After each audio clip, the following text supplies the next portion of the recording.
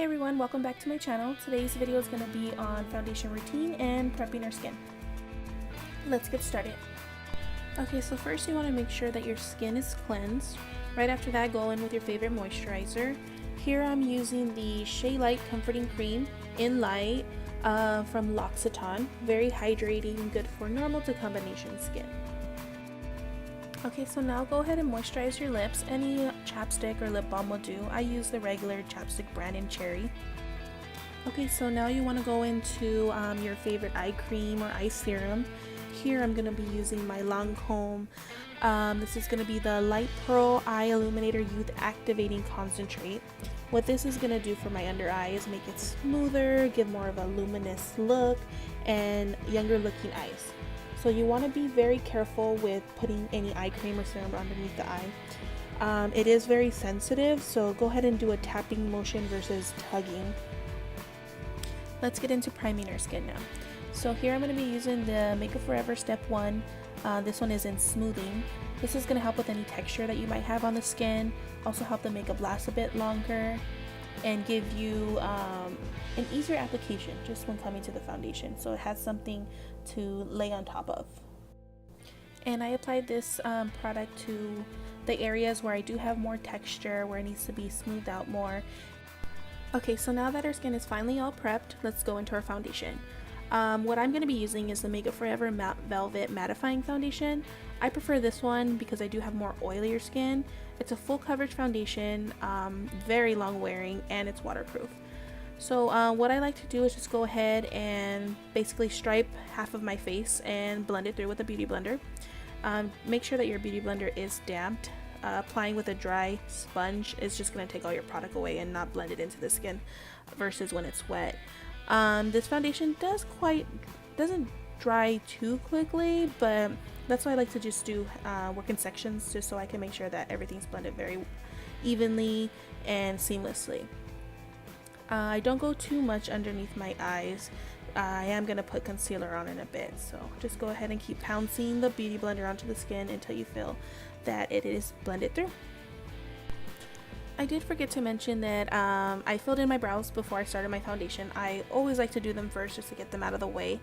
And the product I use is going to be the Anastasia Beverly Hills Dipbrow in dark brown.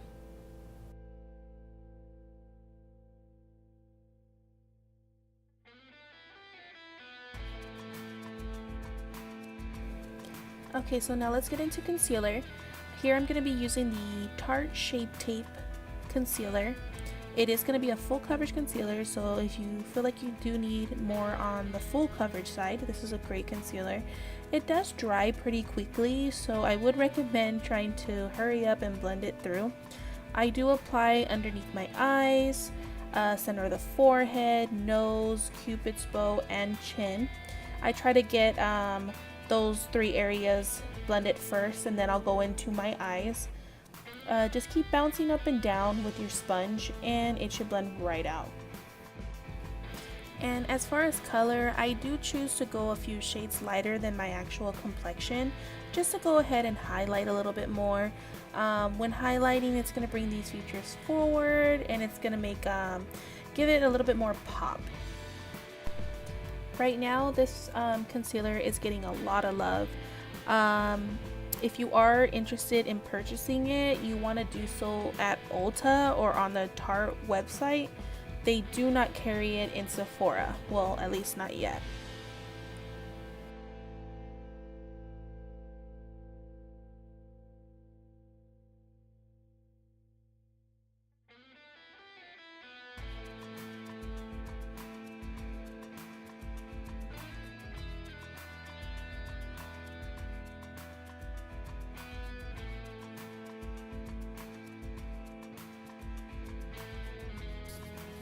Okay, so now that we're done with our concealer, you want to go ahead and take your translucent powder and go ahead and set your under eye and any of the other areas where you place concealer.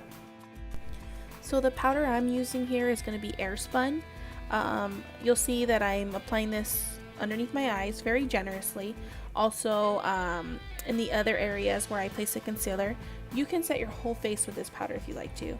I mainly try to focus in those areas. Also, I like to set the smile line area just so the creasing doesn't happen.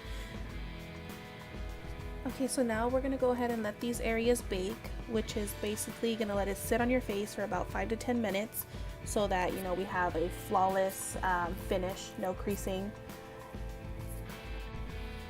So for this look, I decided that I really wanted to have that sun-kissed glow. So I went ahead and went in with the NARS Laguna liquid bronzer. This stuff is amazing. It gives you such a beautiful sun-kissed look. I'm going to go ahead and apply it to the forehead area, along with my cheeks, along the jawline and chin, and then a little bit on the nose. This stuff is really easy to work with. You can go ahead and just paint it on like I'm doing so, and then bounce up and down with your beauty blender. You can mix this stuff in your foundation. You can use it on its own, like if you're not wearing any makeup but you want still that glow.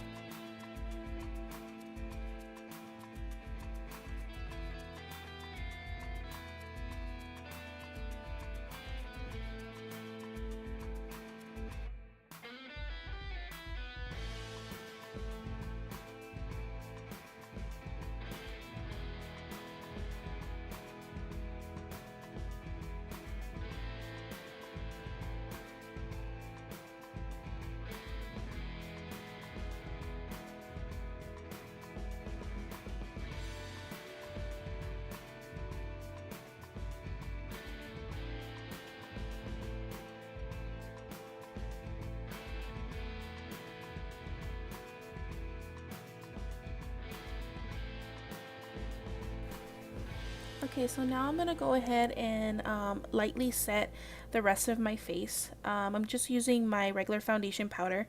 I'm using it very lightly to set, you know, the perimeters of my face, but like in the center areas, I'm gonna go ahead and use this Morphe brush to really push in that product. I am using a little bit more so I can get some more coverage.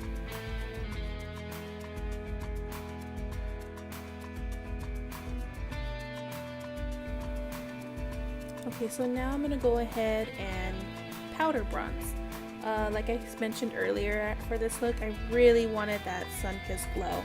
So I'm taking my Too Faced Dark Chocolate Soleil and basically just going around the same areas that we put that liquid bronzer earlier.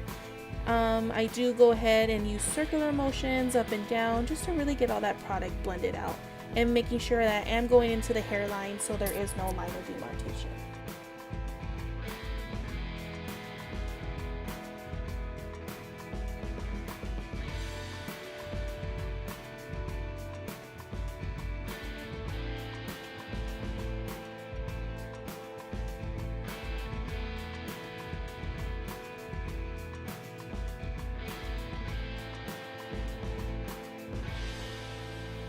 Now we're going to get into our contour. Here I'm using the Benefit Hula bronzer, and this is going to be a Sephora brush. So I like to go ahead and set the product right in, like, you know, under the cheekbone, just so that gives the illusion of higher cheekbones. And please don't mind my headband, it broke while I was wearing it, and I guess I didn't find that out till a little bit later. Anywho, so I'm going to place a contour along the hairline, basically repeating the steps that we did before, deepening up that contoured look to make the forehead look smaller.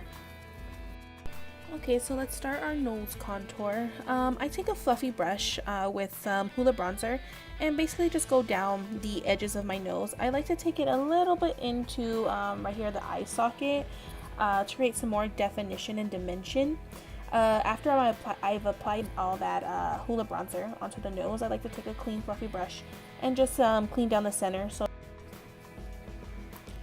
Okay, so now we're going to go in with blush. The blush I'm taking here is going to be the BECCA Mineral Blush in Songbird. I really love this color. It's got a like peachy tone to it, but also a luminous finish. Very, very beautiful. Go ahead and apply to the apples of your cheeks and bring back into the contour.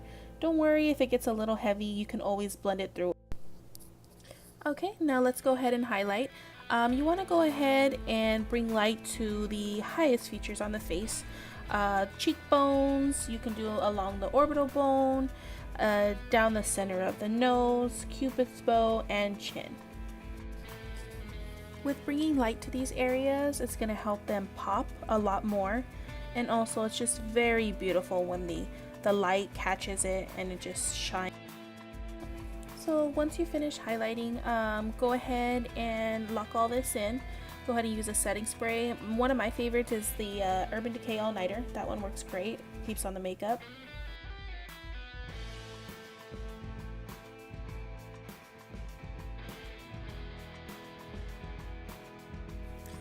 Okay, thank you all for watching. Please like and subscribe, and until next time, let's inspire each other.